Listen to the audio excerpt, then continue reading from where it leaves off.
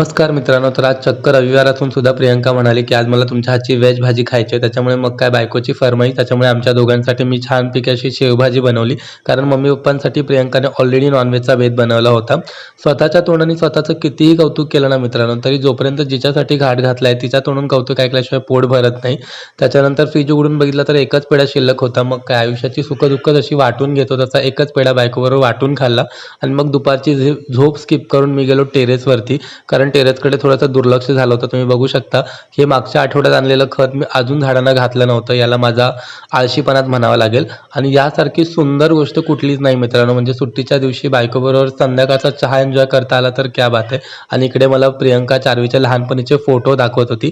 त्याच्यानंतर संध्याकाळी आम्ही गेलो गावदेवीच्या दर्शनासाठी, कारण खूप दिवसापासून आम्ही गेलो नव्हतो. आणि मग तिकडून मी प्रियंकाला घेऊन गेलो शॉपिंगसाठी, पण शॉपिंग काही झाली नाही कारण चार्वीला खूप झोप येत होती. त्याच्यामुळे आम्ही घरी आलो आणि आजचा दिवस संपला. Bye bye.